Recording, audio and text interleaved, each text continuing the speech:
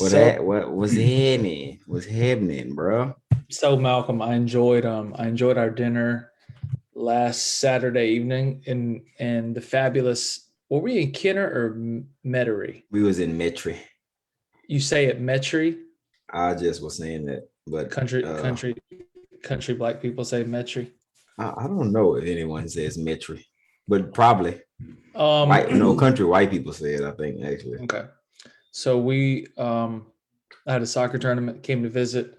You met up at a nice Japanese restaurant called Saki. It was sake, wasn't it? Saki. Sake to me. Saki was it was good. It was great, honestly. I Um, really enjoyed it. I enjoyed the Sapporo. That's not how you say it though. Supra. I think that's what the lady called it, it. it looked like it was spelled Sabaro, like the pizza company Sabaro. The Japanese beer, it was delicious. It was. It was. I was thoroughly impressed by it. Um, anyway, the edamame was good. That umami was I good. I never asked you how your miso soup was. It was good, man. I ate as much of it as I could, really. I had I had never had calamari until I tried the some of it. calamari was bomb too. It was good. Um, so yeah, we I know that today is a special day. I'm hoping that that more people will jump on real quick. Maybe y'all could share it for those of you that are watching right now. Anyway, Hey everybody, if you here though, like that's what's up. It's 9 o'clock at night on a school night, it's pretty Wednesday, huh? late. It's pretty late, Yeah, but we whether they watch it live or they catch it later, um, we'll stay on topic of what exactly we're going to be discussing tonight. That way, um, we like to get off track sometimes because we just start talking about random stuff. As right. always. That's usually how it all works out. By Anyway. the way, dude, is it just me or do those Kevin Love promos ads just hit at the perfect time? I ain't even seen them. Do you not listen to the radio ever? Nope. Kevin Love, man, he comes in the clutch with those perfect. He's like, he's got a nonprofit organization that he partnered up with, I think Headspace, and they offer free, like counseling, people to talk to, if you're having stress in your life, things like that. And basically, his message is just breathe. Like during the commercial, he's like, "Let me just be here to remind you to just breathe in through your nose, out through your mouth." There's some calming music in the background. Just Mm. always reminds me to catch that deep breath and be like, "It's all good." Mm-hmm, Um, mm-hmm. It's kind of just a reset thing. right. But anyway, I'll let you go ahead and get started. I see a couple of people watching. Good, y'all stay on. We're gonna share a very interesting story that goes back to our Valley days. It is 15. Was it the 15th year anniversary? Yep. 15 15 years, years. dog. 15 So years. 15-year anniversary of um, uh, a day which could have ended our friendship and Mm-hmm. our Mm-hmm. and our earthly body friendship. Word. I'm sure we would have met again one day in the next life, but uh, I'll set it up, let you tell it. So All the right. the 15-year anniversary. Those of y'all that are watching, hang on. Josh is 15. Let's just all right. So Your yeah, son. my Okay. son Don't is forget to my add that in there. my son is 15, but basically it's the 15-year anniversary of this man right here. Wait, I think if I point this way, it actually says the other way. But anyway, Okay. um, Malcolm was, how I say, in the wrong place at the wrong time. Um, Good way to put it. and regardless, he almost lost his life. And uh, I don't know how many surgeries. I'll let you get into all that. But it was, like I said, it was a night at the Valley that unfortunately, some people made some bad decisions, and you know, my friend Malcolm almost paid for it with his life, and I'm grateful that things went the other way. And I still remember you telling me certain things from he didn't have any tattoos, so we got to work extra hard. You know, um, to them knowing, how many brothers you had, and people that showed up to the ICU there that day. And but anyway, so 15-year anniversary, Malcolm Reed. Please, man, share the story. I don't know if you've ever really openly talked about this before. I mean, we've talked about it. I know you've talked about it with other people, but is this the first time you've ever really just talked about it openly? And by the way, no, not really. By the way, if anyone watching has any questions, just hit us up right here on Facebook. I'm following the comments, and I'll fill Malcolm in on it. So yeah, 15-year anniversary. What is the exact date? The exact date is March 31st, 2006. That's today. Actually today. Like, okay, so it's 9:19 p.m. right now. So I'm probably like watching the Lakers play the Spurs at the crib at this time. Mm-hmm. You know what I'm saying? Just chilling. Kobe doing this thing. It's 06, so Kobe he scored the 81 point game like 2 months ago. You know what I'm saying? So I'm like all in Kobe mode for real.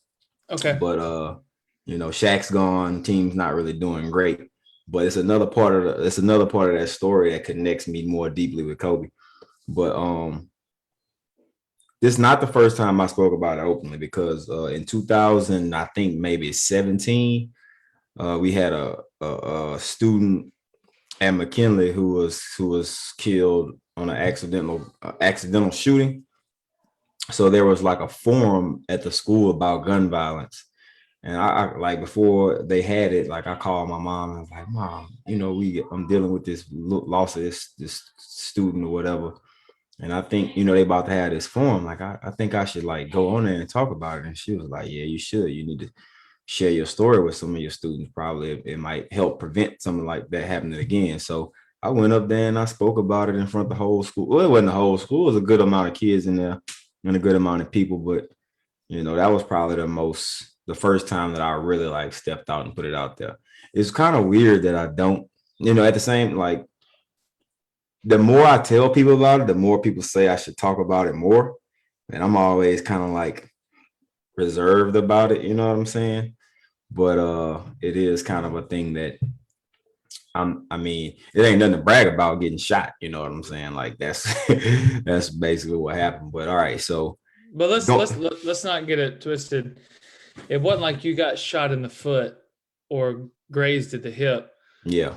You got shot in the gut. Right.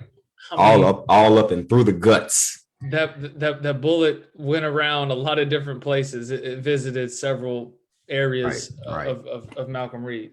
Yeah. So, since it hit me, it entered on my right side and went across my body. So it wasn't like, you get shot in the front of the stomach and it go like right through one, your intestines or your stomach, and you go right out through the back. It went in the side and went straight across. It didn't exit. It's actually, I have been walking around with a bullet inside of me for 15 years now. Whoa! Oh, I never knew that. You didn't know that? No, it lodged behind my ribs on my left side. So they couldn't, like, the surgeon was like, nah, we just leave that in there. Oh, it's behind one of your ribs? Yeah, it kind of moves around sometimes. Can you feel it? Bro.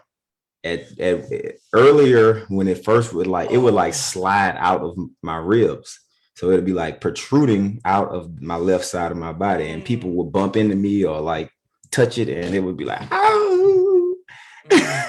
Real talk. So to get to what happened, how it happened, is probably the thing that it's just looking at it from a reflective standpoint. Is like I look at myself, because that's kind of how I always am. Like, oh, I should have been more on my P's and Q's. I kind of was a lack of awareness at the time of my surroundings and the people who was around. But even when I was young, my dad would always tell me, like, if you go to a party or anything like that, find the fool in the room. find the fool in the room and stay away from him. Like that was very, very wise words. And I shared that when I spoke in front of everybody at the school that day. And so I found them. It wasn't hard to find because some of our teammates was doing their thing, and some of the local dudes was doing their thing, but they were doing two different things, and neither one of them liked what each other were doing. Can I intervene real quick for those of you that don't know? And it may have just been our era of Valley students, but there always seemed to be a lot of tension between us Valley athletes that went out, whether it was in Itta Bena or Greenwood or Cleveland or Greenville. There always seemed to be some tension between Valley students who were not from that area of the Delta, and like you said, with locals who almost looked at us as enemies for some reason. Like, we were coming to their city and, having a good time basically. So anyway, there was always that tension there on at least a small level. So that did truly exist. And when we felt that, not to say there wasn't a lot of love on the same side too. You know what I'm saying? Me being from Baton Rouge and everybody from Mississippi for pretty much for the most part was little Boosie fans. Like when they find that out, they like want to have conversations about it, and that was cool too. But from a football standpoint, I want to add a little context that this is the spring going into my senior year of football. So like I'm like really, really, really focused on playing my last season of football. I mean, we're gonna have pro days and things like that, so I'm gonna get my trials. But I wasn't really. I knew no scouts was looking for me. Like I hadn't done anything on the field yet. So, I played in all the games on special teams, got to, play sparingly a wide receiver. I think I worked hard every day. I did everything I could do to contribute to the team, but I wanted to play more on offense and I wanted to contribute. I wanted a larger role. So I was working hard to get that. And like the spring that I was having, it was looking like it was going to happen. Shout out to Tyrone Timmons. He was throwing me the ball on every play. That was fun. But so I'm in really good shape, and we get into this little skirmish or whatever, and things get a little heated, and I'm like in the middle of it. Now I'm not gonna act like I wasn't there, but it didn't. When I thought it might escalate into something physical, and it didn't, I kind of was like, all right, we probably need to just chill out, leave this all alone. And let that be that. So I left the dance floor, came back because the song that I like was on, and I was just sitting there kind of rapping to myself, just kind of in my own little lane, and I wasn't paying attention. And then I don't know what happened around me because I wasn't paying it. Like I really had lost. I was just just having a good time doing my own little thing, but I wasn't like overly drunk or anything like that. I might have had a little buzz. I wouldn't like toe up, but I had a beer or two, maybe. And then I hear a gunshot go off. I only really heard one. And then I saw everyone scatter, right? I seen everyone scatter, everyone hitting the floor. And I'm kind of just still standing there because I ain't really like, ooh, that was loud. They shooting. So after about 2 or 3 seconds, I look down to the right of me and I see blood literally squirting from my body, like squirting projectile blood for about at least 2 feet. That's how far I was shooting. So I'm like, I don't understand why I did it now, but I start speaking in third person. But I think it was because I was in fight or flight mode automatically, or like just survival mode. And I wanted people to hear me screaming that M. Reed was shot, because that's what I was kind of known by in college, is M. Reed. So they shot M. Reed. I'm M. Reed. I'm shot. So I'm yelling it out, and people, like quit playing, ha ha ha, whatever. And then I move my hand because I had, kind of pressed onto it. And I move, and then they see the blood squirting still. And then it's like, oh God. That's when it kind of was like, all right, what do I have to do to survive here? Like, what are the protocols? What do I need to do? So immediately what I did, no. And this is, just me being a person who read some books and watched some TV and just studied human anatomy. And I know that if you get your heart rate up, you'll bleed out faster. So I just Right. relaxed myself as much as possible. I was literally 100% calm as I could possibly be. And it's funny you talked about the breathing. That's exactly what I was doing. It's very, very, very slow, very deep breaths.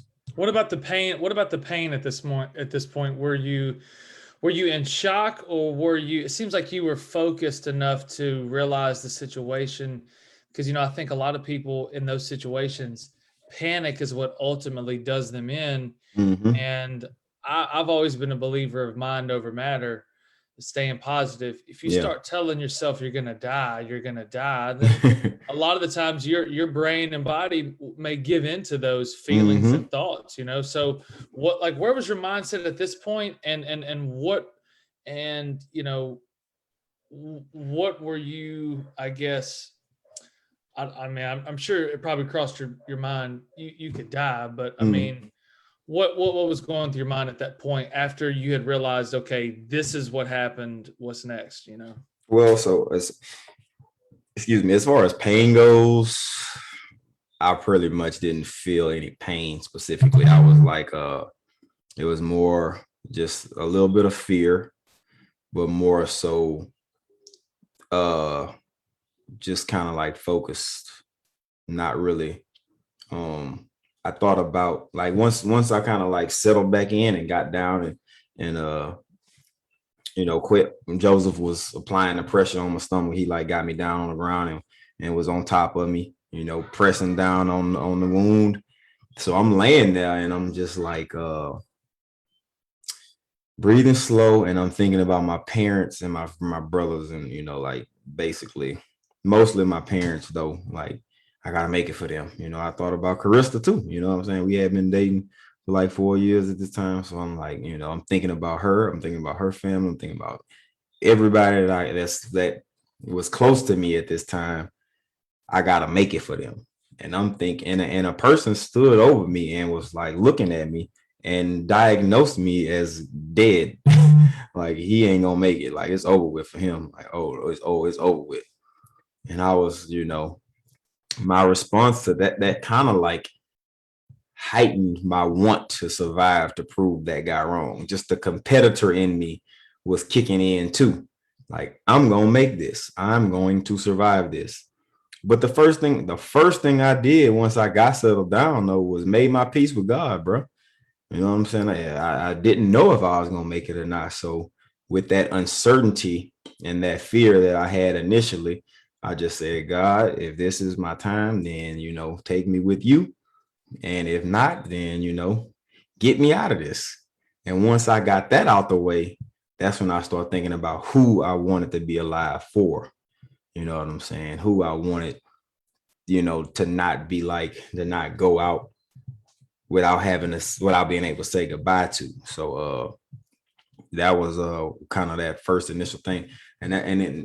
And once Joseph kind of assessed the situation after people was calling the paramedics and things like that, everybody, yeah, it was a group of people who decided that it was best if they just pick me up and take me to the hospital instead of waiting on the ambulance, which was very, very clutch thinking. Because once I got there, like we got to Greenwood and the ambulance was just leaving Greenwood. Yeah, So that that yeah. timetable would have been over with for me. I would have bled I out. mean, for those of y'all that don't know as well, Itabena is a straight shot to Greenwood, the hospital. There's one turn you make, but the problem is there's, at that time, it would take an ambulance 30 minutes from the time you called to get there, and then another 30 minutes maybe to get back to the hospital. So I know that Joseph and Ruffin, they made a conscious decision, or did you say take me to the hospital because I'm sure it, took them 10 minutes, 10, 15 minutes going as fast as that little Honda would go. I think It was in the 929 at that time. Okay. The Mazda. But no, I didn't say it. That was them. I kind of remember hearing them say it, and I was like, okay, let's do that. And do you remember who picked you up? I mean, it had to be Joseph and Ruffin. Jeremy Ruffin was there because when I was riding in the car, I passed out when they picked me up. Like once they picked me up, like I was out. And about halfway to Greenwood, I was talking to Joseph earlier today about how hard Ruffin was slapping me to wake me up. So he slapped me and I came to, and he slapped me again. And I was like, ow. And then he was like, you gotta make it. You gotta make it. And I was like, I'm gonna make it. I'm gonna make it, because I was really tired. You know what I'm saying? I remember feeling that tired feeling. But I was kind of like going in and out of consciousness and whatever else that I was experiencing in this near-death experience at this point. Like I'm getting close. Like when we was in the vehicle, I was feeling myself kind of fading. And that's why I say I was feeling tired. Like it was like, oh, you know what I'm saying? Like I really was slumping. But I was fighting too at the same time, because I really did not want to die. I did not want to. What's the thought process though? I mean, is it even to the point to where you're losing consciousness or about to pass out? Are you still aware of death? Like, is that ultimately the thought that is continuing to cross your mind? Is the fear of dying? So you never lost that? Like you never lost that? There was never a sense of, just tired and wanting to go to sleep. I mean, you honestly felt like mentally you were prepared or trying to prepare. Yeah, I'm like, I'm dying and I want to live. I'm gonna live. I pretty much, I knew that I was dying, but I was on the other side of that. Like I was aware of death creeping in, but I was also combating it the whole time, fighting for my life. Like, cause I just had such a strong will to live. And it's funny that like afterwards, I talked to Trove Stewart, one of our teammates, and he said, somebody told me that he said to them, it might've been Patty or somebody, that Reed, I knew Reed was too stubborn to just slip away. You know what I'm saying? To just give in to it easily.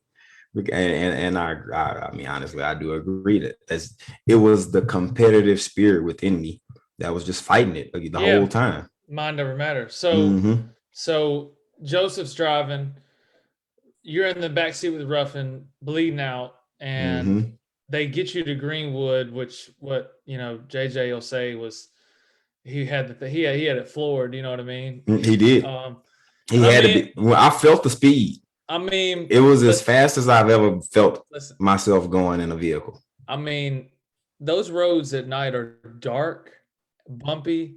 I mean, kudos to JJ for getting his Jeff Gordon on. That boy could be in NASCAR. I bet on him.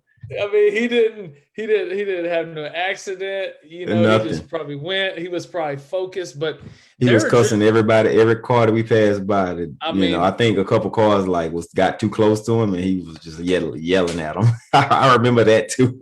So that kind of gave me a little humor. Like I kind of giggled a little bit. You know what I'm saying? Like this dude here. Well, you had with Ruff and JJ, you had two good guys there to it was. How come nobody else went? How come, because I know there's a lot of people there that knew you. I know you had a lot of friends there. When people scattered, or anyway, let me not get back to that. So you're in the car there and y'all get to the hospital.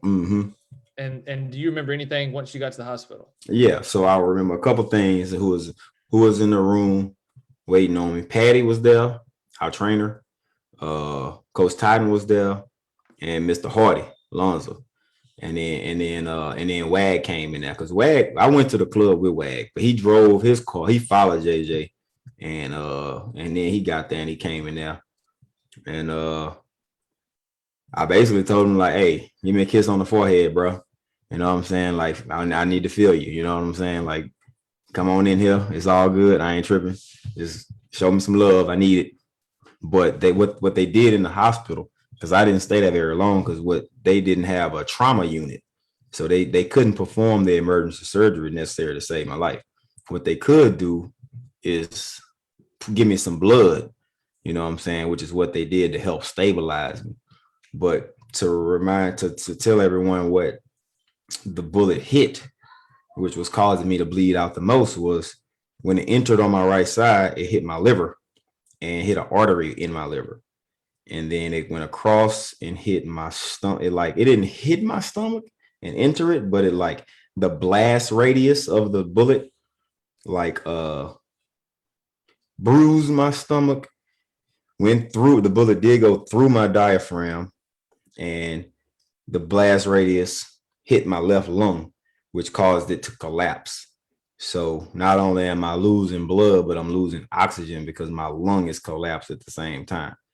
And like, so the artery from the liver was the squirt of the blood, which is why I was squirting out like that. And it was just the pool of blood that I was laying in on the ground, on the floor in the club, was about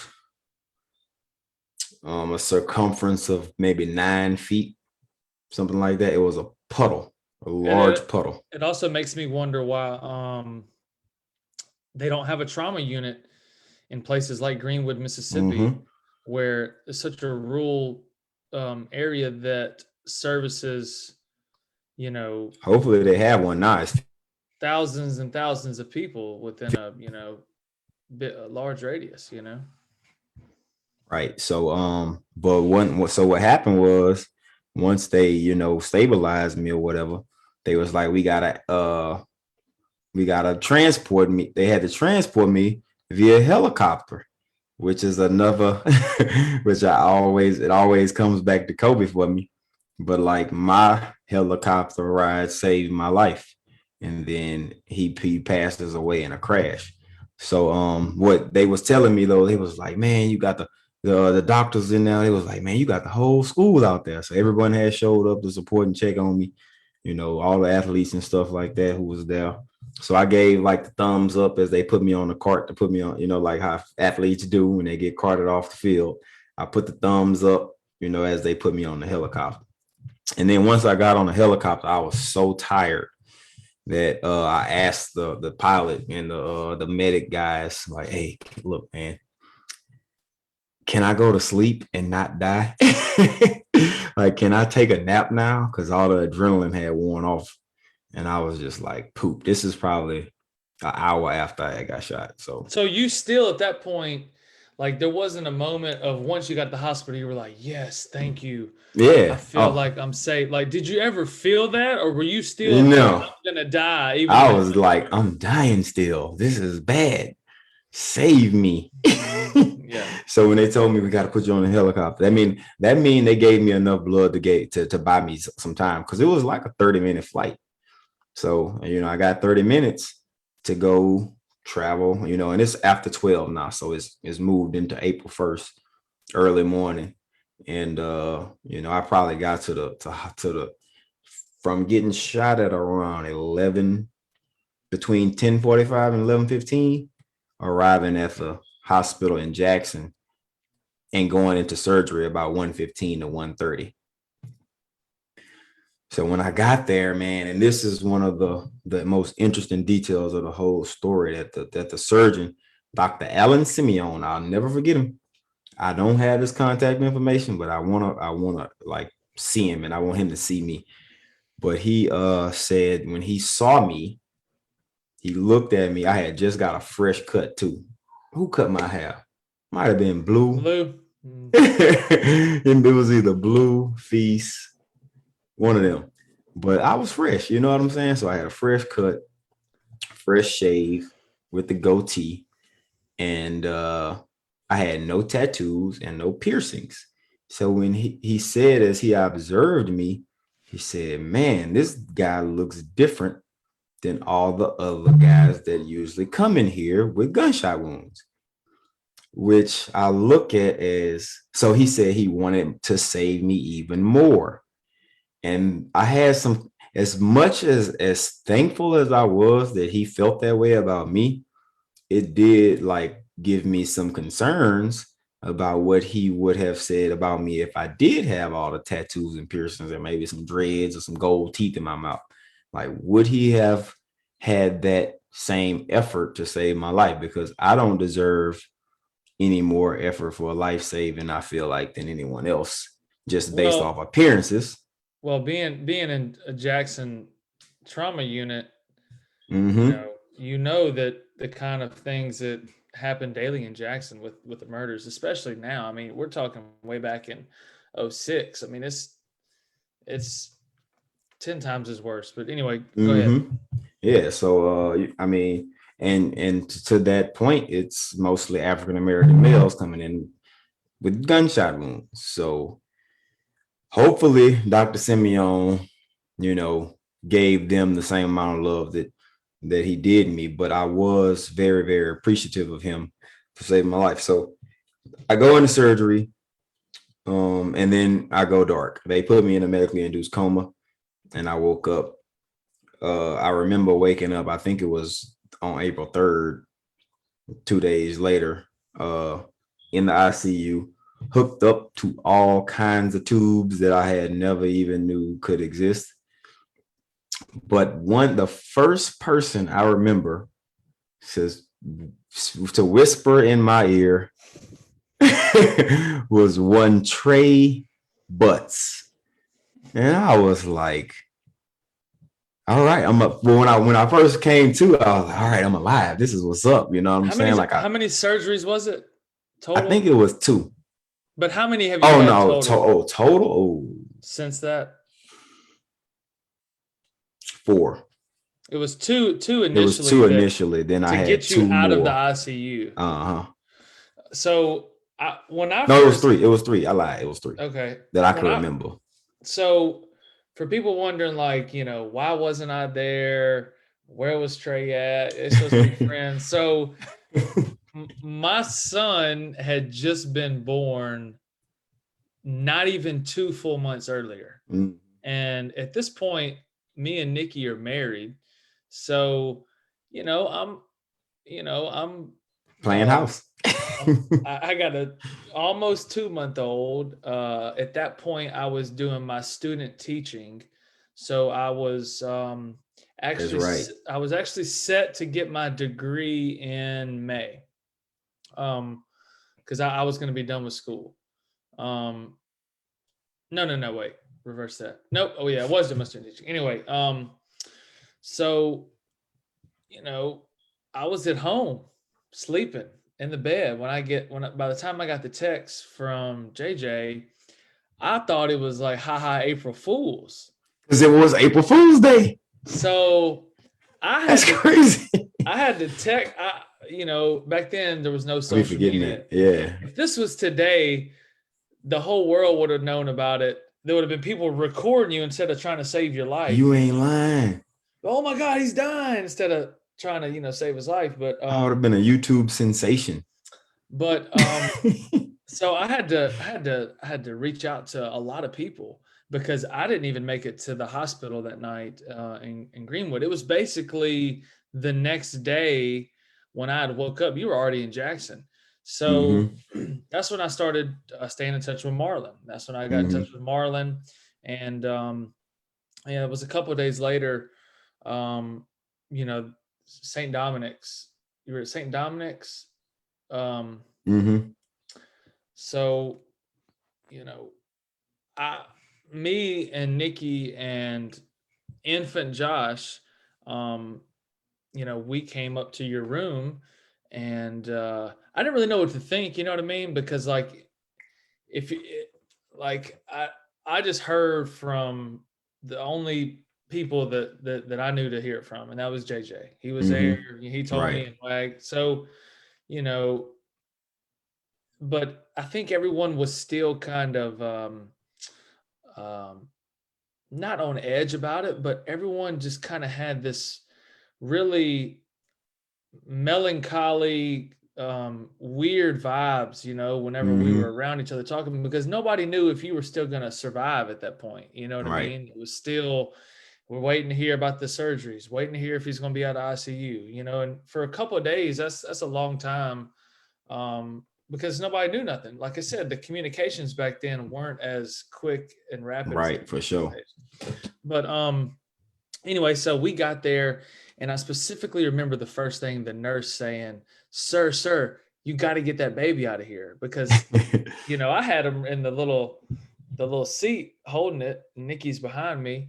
um Hmm. I don't know why you can't have a baby in a room with, you know uh a gunshot victim. I don't know, maybe it's because he was open or something, I don't know. But so Nikki took Josh outside of the little plastic barriers, and Hmm. uh it was surreal, because you you look peaceful, but at the same time, like, I was, I don't know, it's kind of surreal thinking about it, you know what I mean? But Yeah, because I don't know what you saw. You know what I'm saying? well, you were stiff, your eyes were closed, and you had the thing hooked up that was, Yeah, all in my nose. Yeah, and it was helping you breathing too. that was, yeah, that too. um Yeah, that was when you so first saw me. So I don't remember seeing you then. That was like, you had literally, it was, man, I hugged all your brothers, hugged your mom, your dad, um they were just kind of like butts, hmm. hey, it was weird. um but like I said, it was good to see them, and I think they were happy to see me, and Nikki and Josh. But um I just remember leaning down, and I didn't know if you could hear me or not, but I just wanted you to I want know. to tell him. I want to tell him what you said to me. Okay. Because actually it was weird that the timing of it, because like I still was like open. They hadn't even sewed me back up at this point. So as That's I'm, that's yeah, probably I'm why Josh couldn't be in there. exactly, because if he sneezed in my guts, then I might die. But they had it covered or whatever. But I woke up. I mean, I came to. I didn't say anything. I couldn't talk yet, but I'm remembering this now as it, like as it coming, it's kind of coming back to me, because I forget, I don't talk about it that much, so the details get skewed sometimes, of the days, because they was all kind of mixed up anyway. But this dude leans in my ear and says, "Reed, you look like shit."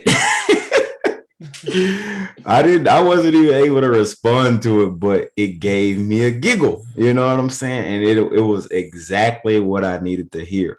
Like, I appreciated it so much.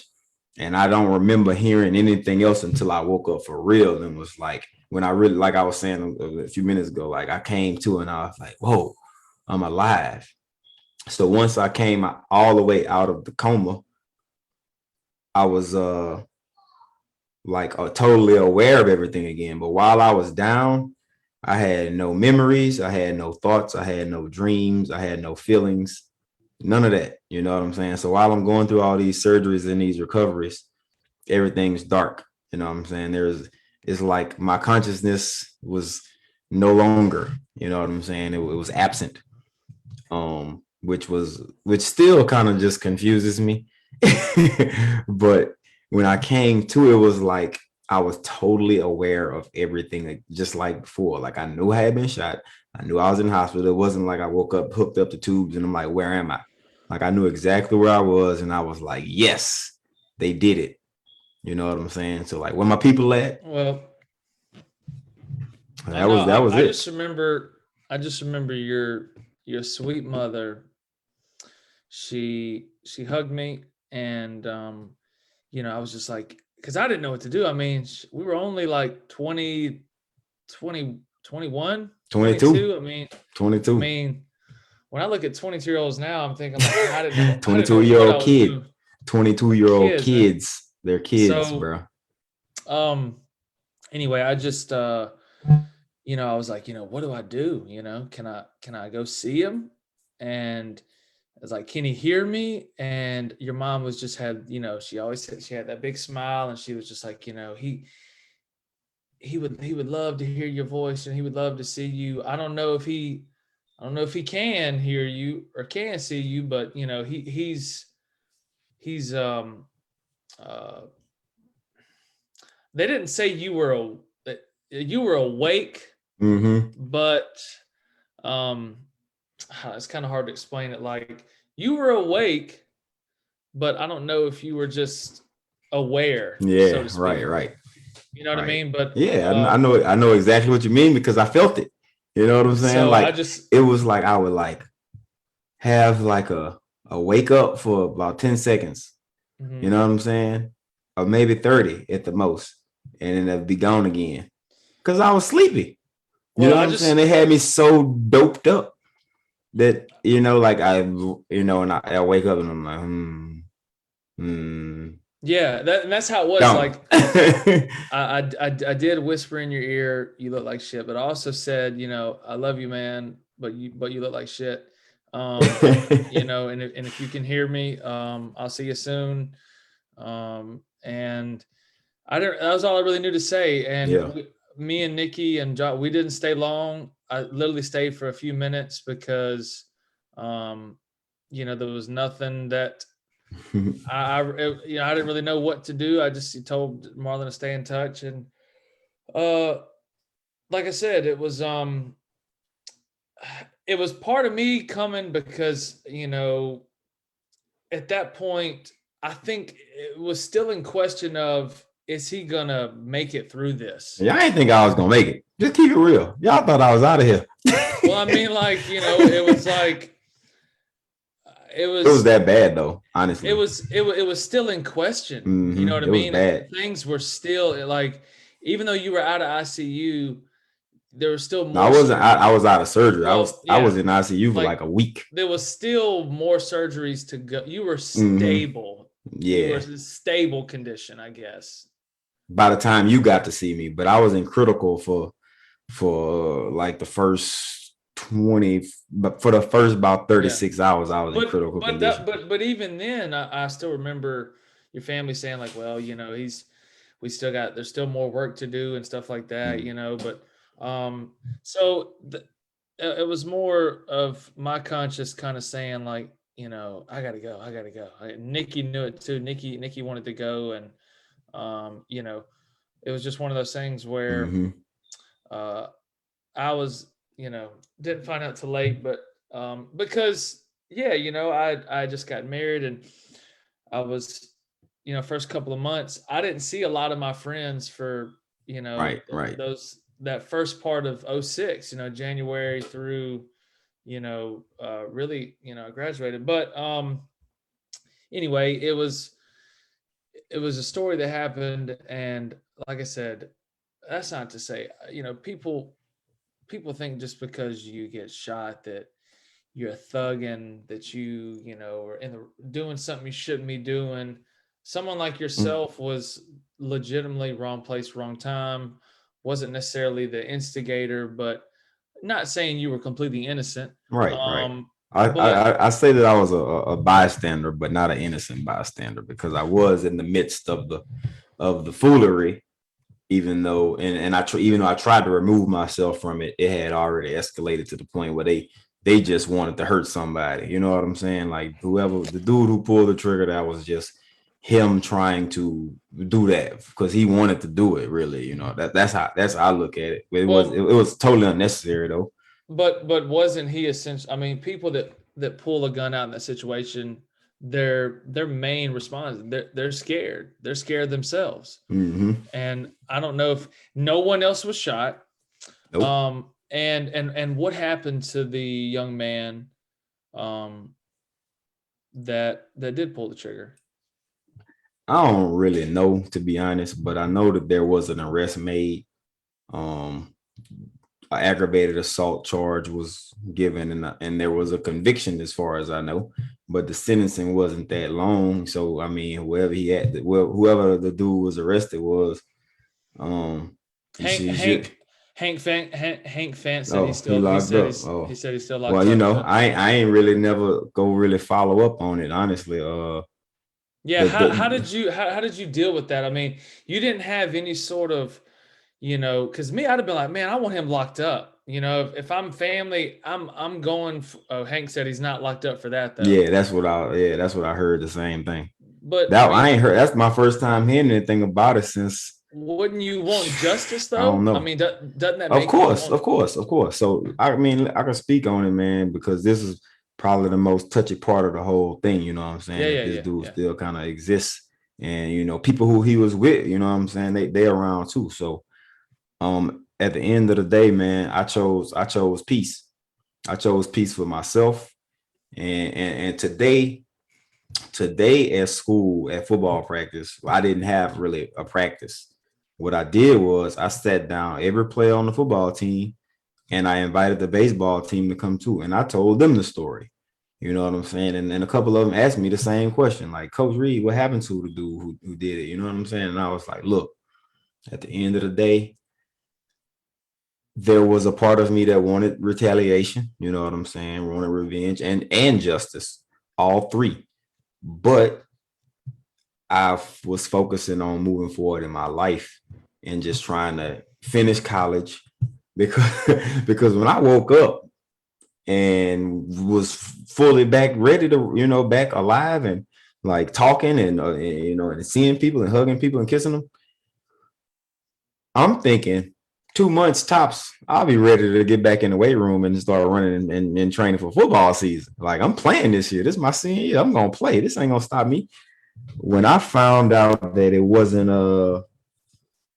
when I found out that it wasn't That you weren't going to get that I cleared wasn't to gonna be able play. to play, that was the hardest part for me. You know what I'm saying? And like before those games, when we went to Pine Bluff, when we went to Chicago and played Pine Bluff, and I spoke to the team, and I burst into tears. Like, man, that was the hardest thing about the whole thing, is that football was gone. Like, I ain't really care about the rest of it. But that was when I decided that, those 17 days that I spent in the hospital with my moms and everyone else who came to visit it, I mean, I could shout out so many people.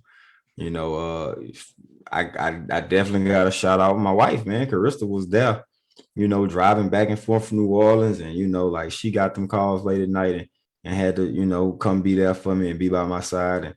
And between her and my mom, my pops, my brothers, and the Pastor Glass from Greenwood, who spent a lot of time with me. Like, they really, I really had prayed so hard for God to save my life, dog. And so many people had prayed for me that I was really able to kind of just move on and kind of focus on, moving on my life, becoming a coach, starting getting to work on that and enjoying life, because I had been given, another chance at it. So it was really my spirituality more than anything else that kind of moved me past that. But I did have to speak with the detectives and everything, and they brought in a lineup for me to pick out a guy. I recognized one of the guys in the lineup, pointed him out, and that was it. I ain't, people can say that I snitch or, but that ain't whatever. You know what I'm saying? Like, it is what it is. He did it, or he was there. He did it. I don't care. Like, somebody, I felt enough anger about it that I did want something.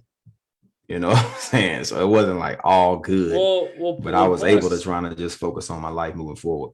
Also, when people start talking about snitching, you don't want idiots like that in your community potentially to shoot someone else, for a foolish reason, like you Right. said. If you don't want to point the fool out. Mm-hmm.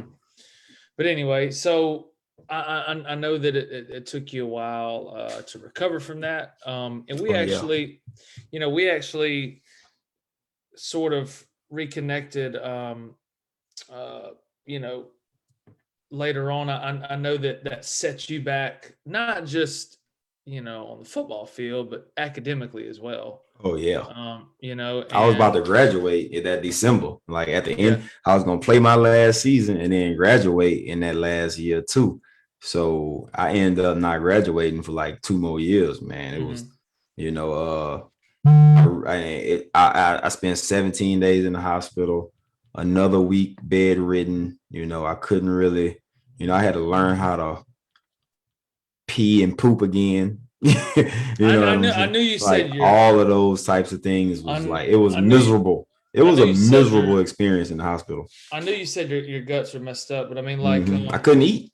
yeah. I mean, you know, I know you couldn't play football, but the coaches let you stay on as a student assistant, Hmm. and I was doing my graduate assistant work Right. that semester because I was finishing up my degree to go start teaching.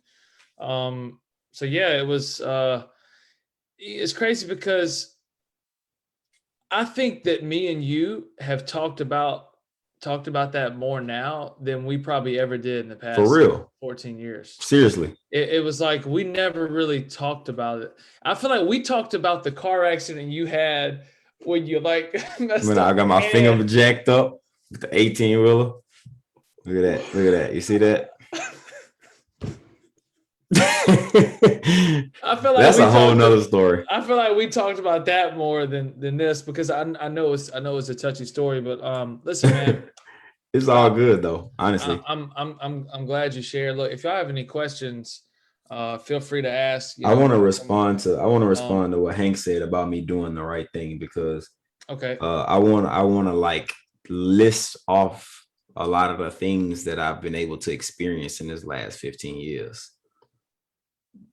In 2013, I married my wife, who was my girlfriend at the time of this incident. In 2015, we gave birth to our first son, who would not exist on this planet if I had, died or if I wilded out afterwards and went, crazy and on the revenge side. I got another son, Malachi, who is 3. You know what I'm saying? You know, I've been a coach and impacted the lives of 1,000 kids at this point. Shared this story with many of them. Like I said, I spoke at a forum.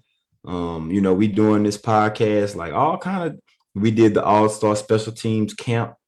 You know what I'm saying? Like so many positive things I've been able to do in my life in that time period. So many other people whose lives I've been able to touch.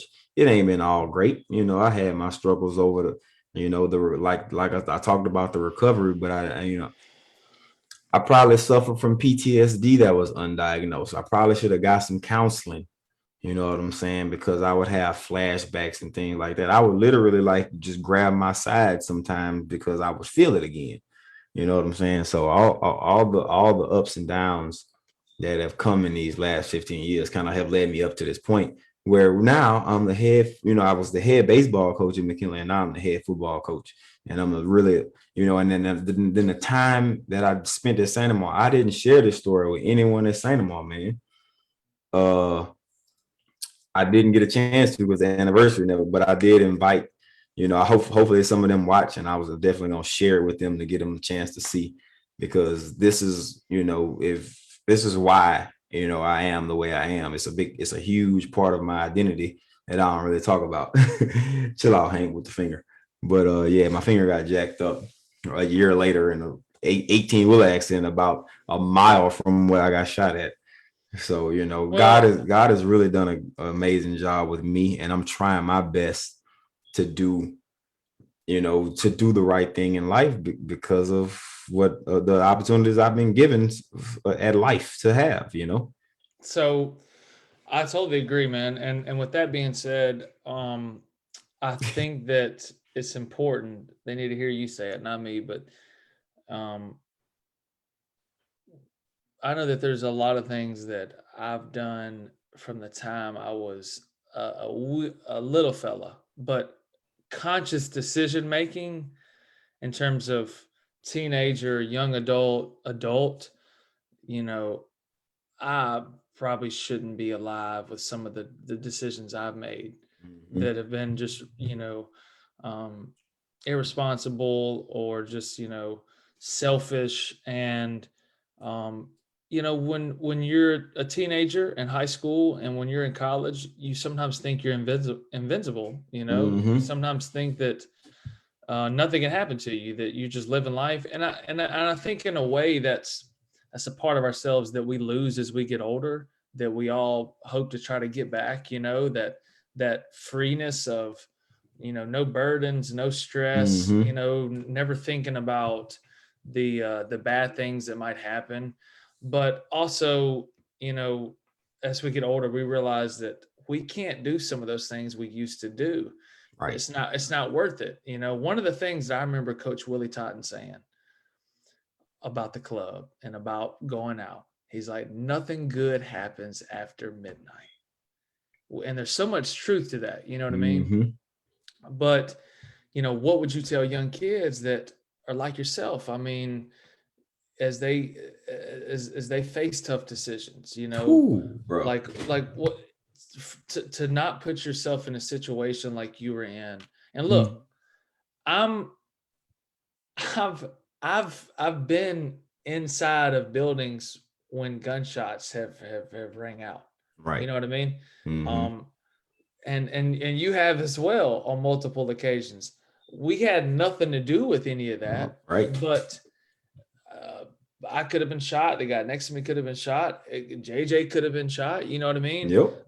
You just looking back, you just never know. And what advice would you kind of give besides the best advice you get is find the fool in the room?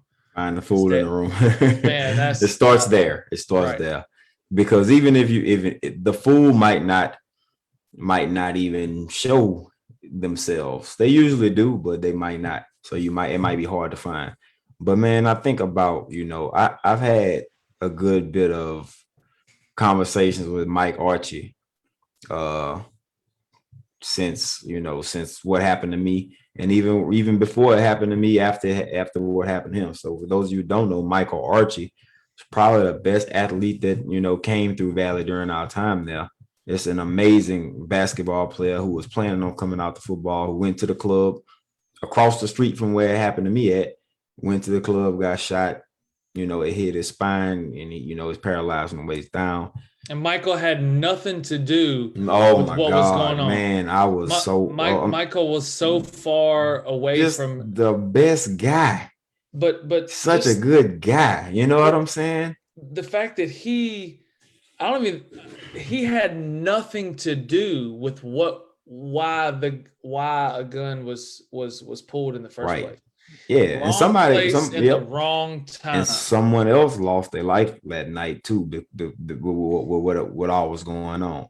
So, in some of those conversations we had with that relationship that we have through that, we kind of have talked through like, man, we just got a connection, but we also, talk with other people about what have happened to us. And it's like, so it's like I was telling those kids today, man, first of all, be very, very aware of your surroundings.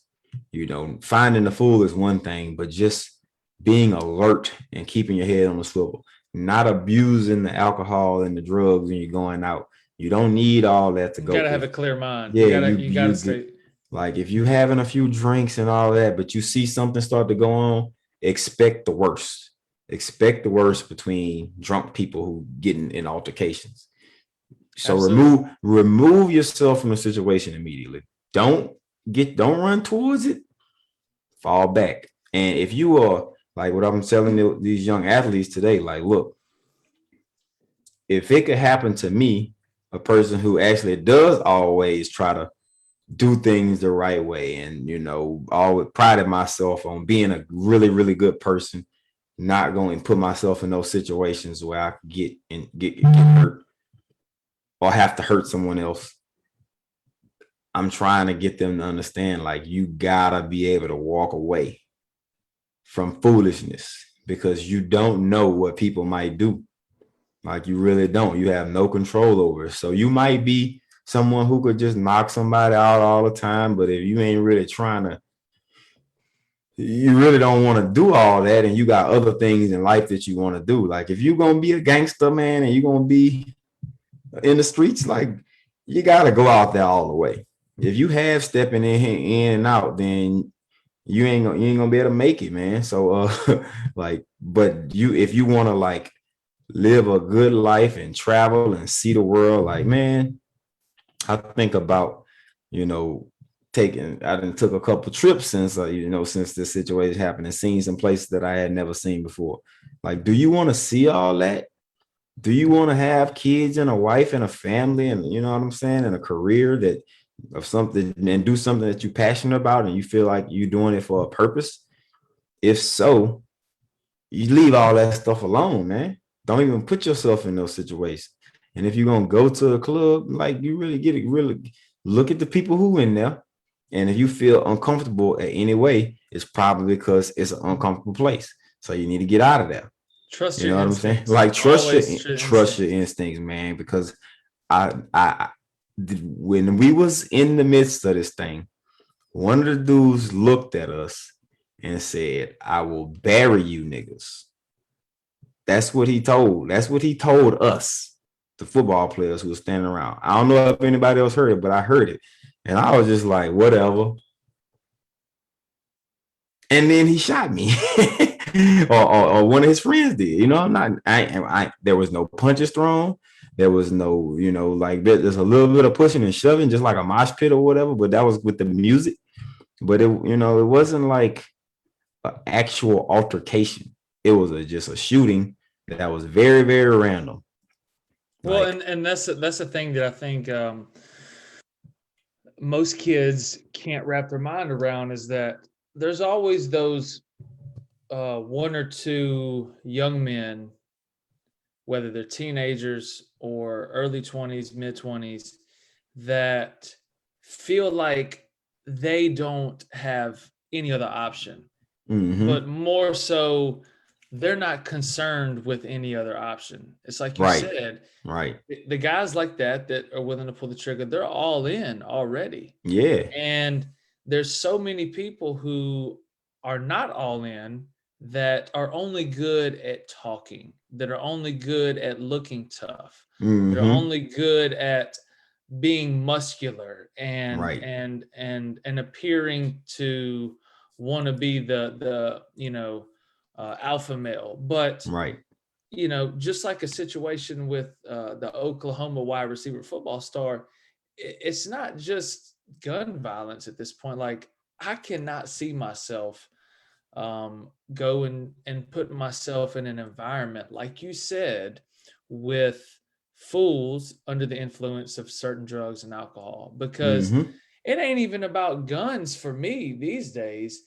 With half these young kids growing up wanting to be MMA fighters, they'll freaking they'll put you in a Choke you chokehold, out. Yeah. and now you dead. You're gonna choked out in a bathroom of a club because Right. you bumped into a guy at the urinal. You know what I Yeah. mean? Not On to accident. not to mention what the police can do to you if you just out there cutting up like that. And another, to your point about the kind of half in, half out, like, that wasn't me. I was literally, I was raised in an environment that I could have been caught up in, but I am a product of that environment. But I always tried to be like, I'm going to overcome, all the things, all the obstacles that my environment has placed for me. So I was trying to escape all this, but at the same time, I was a very big muscular person at the time. You know what I'm saying? So I think that there was a little bit of fear of me, probably more than anybody else, because I had like half my shirt on. You know what I'm saying? So my guns are showing. You probably had a white wife beater on with, like, how you people back in them days used to wear like one sleeve on. You know what I'm saying? Like, that was the Nelly swag with the jersey and the wife beater underneath. So I had like a black tee on or something like that with half of it off. And like, I'm around mostly was like other wide receivers who ain't got the muscles that I had at the time. You know what I'm saying? I ain't trying to brag or anything, just painting the picture that I really probably was intimidated by this guy. And this guy probably felt intimidated by me, even though I wasn't trying to intimidate him. You see what I'm saying? So that's just another part of, you don't know what someone else feeling, but I could have read that if I read the room right. You know what I'm saying? Like if I really would have peeped what he was feeling, and I kind of did, but I just let my guard down for a few seconds, and that's when it happened. Because I said, I'm like, I know he talking this noise. He not trying to fight. He probably will shoot us. So we He could have. probably need to, It could have been a jealousy thing. You don't know yeah, when, right. especially when someone is under the influence of certain drugs and Exactly. alcohol. Totally They're could have been the jealousy, they're envy. they're in a clear mindset, and Right. I just again, um, now that I have kids, like I said, ever since, and I tell my classes that I teach this, my drug ed classes, I have kids.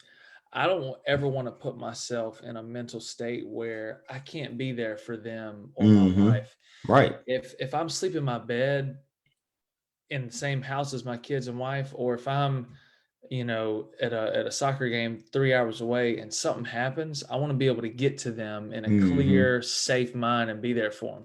Right. So, it's very rare occasions where, like I said, man, when you're young, when you're a teenager, when you're in college, you don't Mm-hmm. think that You ain't far looking like ahead. that. You don't you're just thinking about the now, which is a great way to live life, but Yeah. there's a fine line between living that way and making sure you don't put yourself in situations that will, endanger you, Yeah. and the lives of The those around risk you. and the So, war, man. The risk ain't worth it. Nothing is worth your life, man. And if yeah, you, and that's another thing I told the kids today. Like, look, I went through this horrible situation, and I came out better on the out, afterwards, because my focus was I'm gonna turn this into something good. I'm gonna make something good out of it.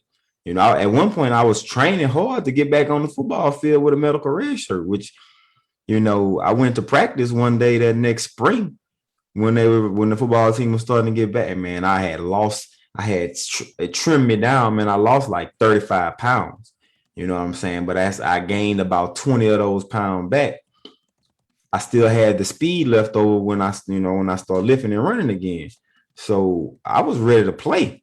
But then I thought about it, man. I would get hit and the bullet would be on, you know what I'm saying? It had slid off from me, and I'd be like, oh, it's burning. You know what I'm saying? My scars and from the surgery that I had exploratory surgery. I got like a foot long scar on my stomach. So I really was trying to not get hurt. So I just decided that was it. I wasn't gonna play no more. so do you have anything that happens still to this day? Like I know every time you probably see the scars. Wait, like maybe every time you see the scars, you think of it, but I mean, has it gotten to the point to where you can go about your day without that coming up, or do you still kind of Uh, have certain premonitions about that? You know what I mean? I don't think a day has gone by in these 15 years where I ain't thought about it. Wow. What's Oh man. 15 times 365? That's a lot of days. Yeah. The hours are even bigger number. But no, there's literally not a day goes by that I don't just thank God. When I wake up and I thank God to be alive still, shoot, that's what I'm reminded of it. And when I take a shower and take my shirt off, or I look at, like there's an exit wound right here. Let me see if I can get the light on it. No, that's not it. You can see an entrance wound right here. So I like see it. the exit wound is like, yeah, it's right here. So, like all I gotta do is look down at my arm and it's right there. So like I didn't even know I was shot on the arm until I woke up. I didn't even know that mug had hit me. So like no, bro. I do not. And honestly, I kind of purposely think about it because to remind myself to not take this day for granted. Man, I can't tell you the amount of days that I just been riding and the song came on, and like I come home and I pick my boys up, I look in the bed, I wake up in the middle of the night, go use the bathroom, and I look in the bed, and Carissa Malachi and Max are in the bed sleeping, and I just cry. You know what I'm saying? Like, I got this. You know what I'm saying? Like, this is what I wanted. God has given it to me. And it's tears of joy. The tears of pain have long gone, but the tears of joy can steadily flow. And I got a very emotional today when I was talking to the team about it. And I've been around these kids for a month. They don't know me, and I wanted to kind of welcome them into who I was. And I think I really, really broke through with a good bit of them. And every day, man, it's that And breathing. listen, It and goes back listen, to that breathing, dog. and Kevin Love. let's not get it twisted. People, we don't tell these stories so you think that we have street cred. Like we're not trying to be like 50 Cent over here. No, even though Like, everybody told me I should be a rapper right after it happened. You know what I'm saying? and we're just trying to again tell a story to hopefully others can learn from. Do Mhm. you have any tattoos still? No, I do not. I do not rule out the idea, and I really just haven't. I haven't found anything that I'm willing to commit to. I have on my body. zero tattoos. Yeah, it definitely for the first probably 10 years, I was like, man, I ain't never get no tattoos, man. It saved my life to not have no tattoos. It really saved my life more than anything. What saved my life more than anything was the hard work that I put into the weight room, because I started working out 2 and 3 times every day trying to get ready for that senior year of football. So, that's another thing that I share with these kids. I'm like, man, my work ethic saved my life. So I'm asking y'all to come to practice every day and come work hard. Yeah, like your all of it. exercise. It was on point, man. It was on point. It kind of sounds similar to a certain virus that's spreading around our world right now. By the way, I Yep. heard an interesting stat. I'm gonna leave it at this. I think only You saw that you talking about that post, huh? no, listen. The no, listen. vaccinations? No. This has nothing to do Okay, with something else. vaccinations. All right. Like less than 5% of the people that have died from COVID was only COVID. Did you hear what I just said? Yeah. Less than 5% of the people that have died from COVID, it was only COVID. So the rest of them had like other stuff. The major effect to go along with COVID is obesity. Mm-hmm. So, like you're talking about, what saved your life, just living a healthy lifestyle, not just physically but mentally too. Mm-hmm. You were positive in the moment when it happened, and Yep. like I said, I'm thankful as well that you made it through. Last thing I'm gonna leave you with, Reed. We got about another minute left on this intro. When will your kids be ready to hear that story? Oh, that's a damn good question. Now, Troy. I don't know. I haven't decided yet. Fair enough. It's kind of not even. It's not relevant. I know that. No, it's very relevant. I'm gonna have to tell them. But not now. I mean, they're young. Yeah, it's way too young. But it's not gonna be until I'm ready to tell them, dog. Like, I ain't ready for that. You know what I'm saying? Like, they so innocent right now, and they seen my scars. You know what I'm saying? They asked me about it. I'm like, I just had to go to the hospital. I had surgery. You want to keep your kids' innocence as long as possible if you're a parent. Bruh, I gotta, and we talked about the Marlon situation already on the show. Like, I gotta tell them that too. Yeah. I'm afraid. I ain't gonna front. Like, I mean, one thing I do with my fear is I face it head on, but not until I figure out how. And I have not figured that out. That's just something I'm gonna have to pray on. And God will reveal it to me when He ready for it. And then once that day comes, then I'll let him know. But it won't be probably until teen years, or till they really, really start asking questions about it. Like I ain't gonna lie to them. I'm gonna tell them the truth if they really, really, really want to know. But it's so many different scars and like scars, like marks and things like that that's on my torso, that it's like I gotta explain each and every one differently. So you know, I go to the Well, beach sometimes and take my shirt off, and I know people be probably looking and like, damn, he got toe up. What happened to you, dog? But I ain't gotta tell them all the business. well, all right, I'm gonna leave you with this 50 Cent outro, okay? It's 50. All right, Reed. I was bumping that hard afterwards. Oh yeah, like I oh yeah. was.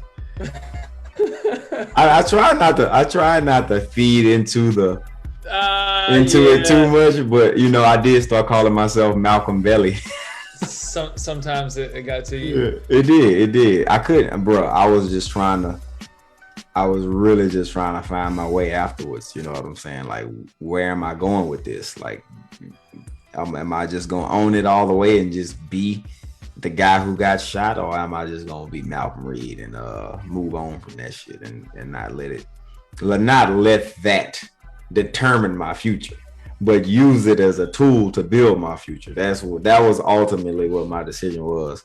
Just having to figure out how to do that throughout the first about 5 years of post-traumatic stress and no counseling and flashbacks and nightmares and all of it that came with it. But hey, well, look, man, thanks for I appreciate you sharing your story with everyone who's watching, man. Thank y'all for watching. Yeah, man, we really got to get back on this show more.